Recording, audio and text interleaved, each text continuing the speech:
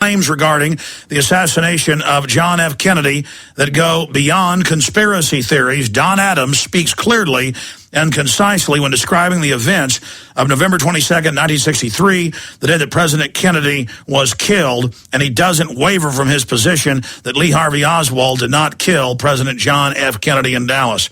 And everything he's breaking, and we've already basically researched ourselves and confirmed, and it just adds to the fact that this is a complete and total takeover. It was an amazing interview we did earlier last week, and it's coming up here after we finish our interview with Joel Skousen from World Affairs Brief. In other news, the globalists are getting more and more arrogant by the minute.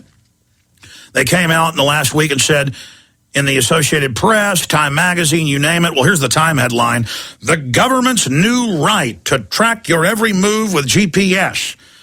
And it's something that literally parallels what the Stasi did in East Germany, the previous record-holding police state for surveillance.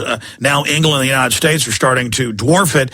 They're saying, look, they can come on your property, put GPS on your property, your car, and track everywhere you go. And how are they doing this? Well, through practice, through fraudulent precedent. Since the 96 Telecommunications Act, all cell phones worldwide, by law, not just the U.S. got these laws passed, are tracked by satellite triangulation via the cell towers down to just a few feet. And they're saying you have no rights to privacy and they can surveil you however they want. So they've gone from denying that they were building this control grid. Now that it's in place, they're just throwing it in your face and saying that's the way it is. And how far our nation has fallen. Now the military-industrial complex, as the state governments collapse, is coming in all over the nation and setting up military academies that are public schools. And at other regular public schools, they're saying everyone must join the ROTC, and the military recruiters are being caught threatening the youth to sign up for military enlistment after high school or they'll be arrested. That's come out in Houston and Denver and many other cities. The parents will record the phone conversations. Listen to me. You're going to prison. But you told me I didn't have to join. It's the law. Sign it. I mean, this is just all part of the criminality. This is a form of covert stealth draft that's going on. But if you think high schoolers being forced, and it's all color of law with threats to join junior ROTC and then regular Army or regular Air Force or Marines or Navy. Now the Anchorage Daily News is reporting soldiers deployed to Anchorage schools to lend a hand. About 180 troops will spend time in classrooms. A new partnership between the Anchorage School District and the U.S. Army Alaska will add a military presence to local schools. But rather than keeping the peace, these warriors will be serving as math and reading tutors, helping out in the computer lab, or maybe firing a few dodgeballs. You see what's happening? Oh, the Marines are in Tennessee and California running checkpoints to stop drunks. They're here to help. Oh, the governor says the Army and Marines and Homeland Security can't run warrantless checkpoints in Tennessee?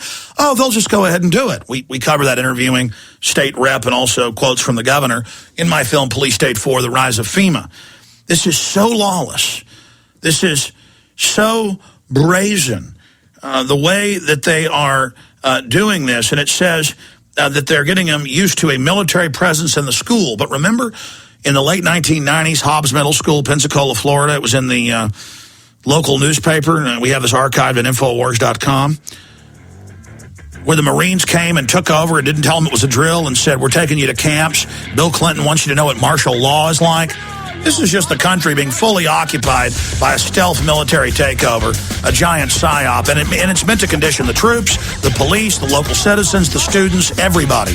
And it's totally illegal and the opposite of a free society, and it ties in with top secret USA and the close to 1 million private secret spies they now admit they have everywhere. There's a gun and ammunition just inside the doorway. WorldAffairsBrief.com's the website of our guest, Joel Skousen. He's been fighting the globalists for decades and his family for more than 50-plus years. The website where you can check out our information is Infowars.com and, of course, PrisonPlanet.tv, where we simulcast the radio show in full living color with videos. We can add another level of documentation here. Let's finish up, Joel, with where you see the globalists going and what their master endgame is. If they are able to successfully pull this off, what our world is going to look like. Joel Skousen. Well, let me go back, first of all, to what I consider a very neat piece of disinformation that got into my uncle's book, The Naked Capitalist. He was the first one to publish the famous Rowan Gaither quote, where he was talking to Norman Dodd about admitting that the purpose of the Ford Foundation and other foundations was to seamlessly, join the United States and the Soviet Union. In fact, a true conspirator like Rowan Gaither never would have told the truth to a legitimate conservative like Norman Dodd trying to investigate what's going on. What he said had to be a lie.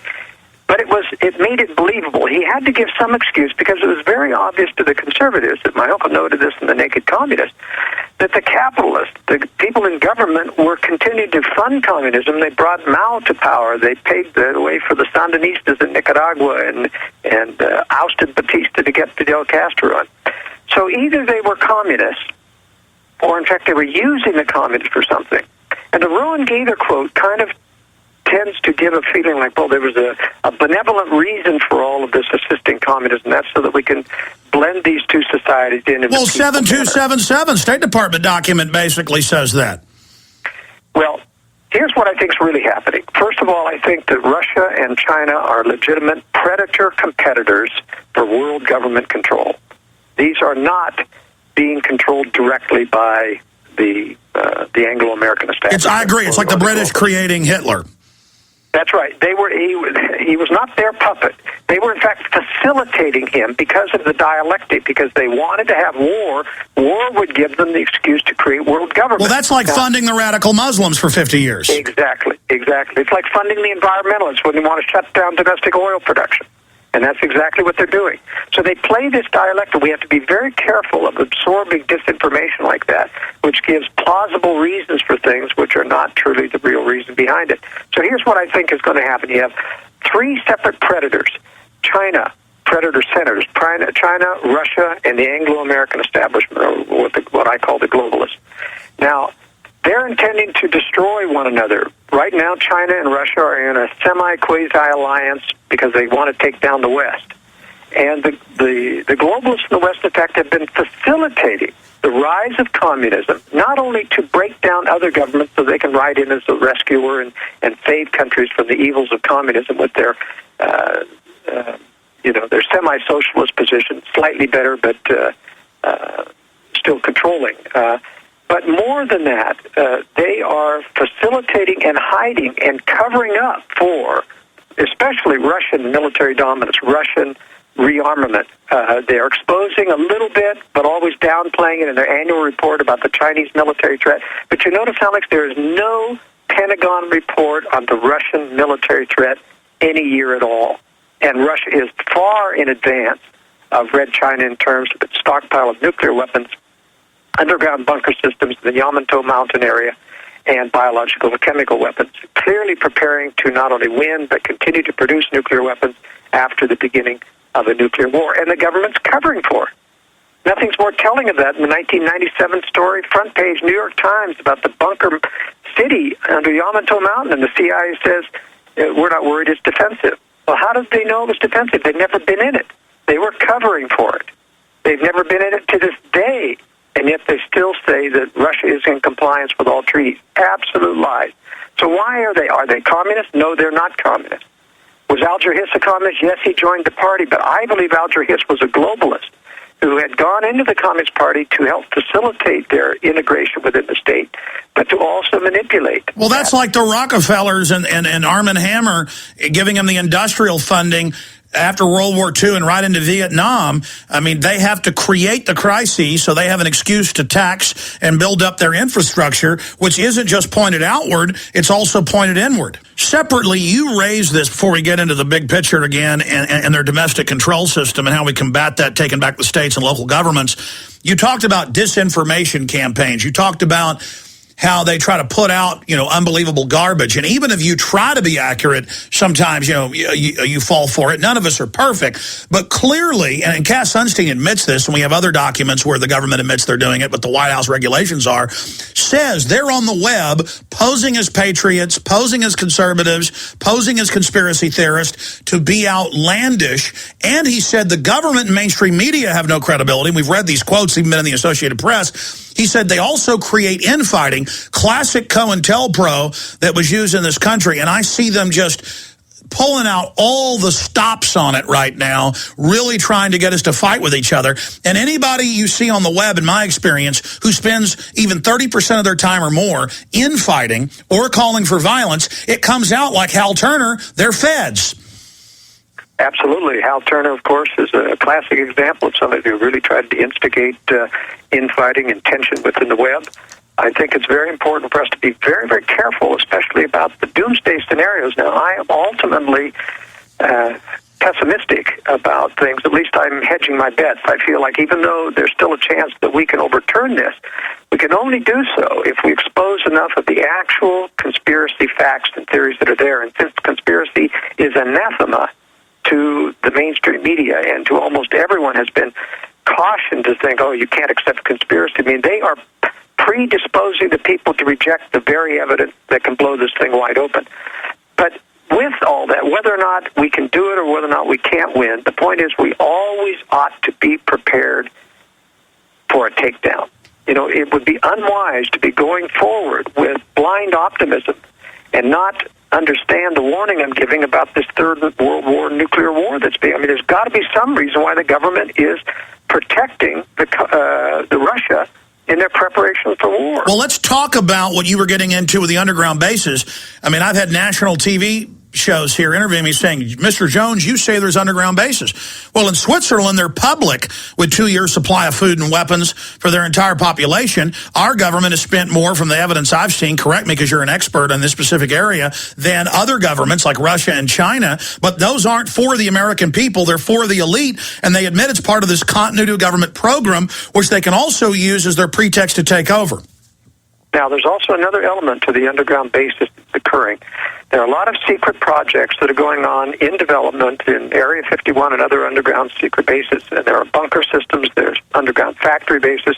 They're basically doing what the Russians are also doing. They're covering for the Russians, and they're covering for their efforts. The reason is they do not intend to use these new high-tech weapons to defend America.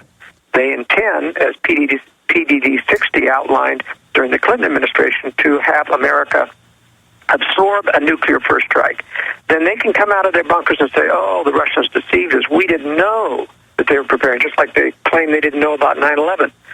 They do know, and they, in fact, are inducing, trying to bend over backwards to appear and to disarm, to induce the Russians to strike, because this strike is essential for bringing America to its knees militarily, at least the appearance that it's on its knees militarily, at least in terms of the public military. That's why I wouldn't have my boys in the military when this strike occurs.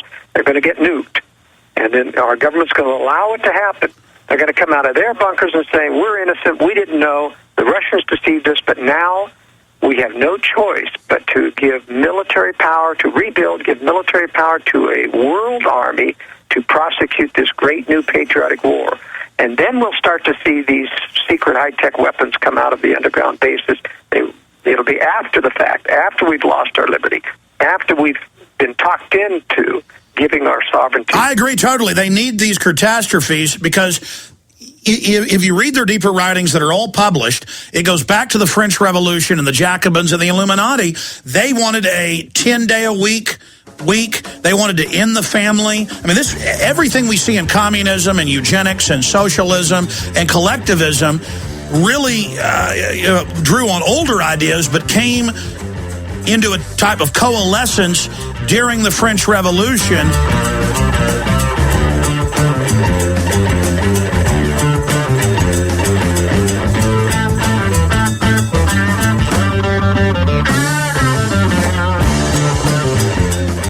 From the front lines of the information war, it's Alex Jones.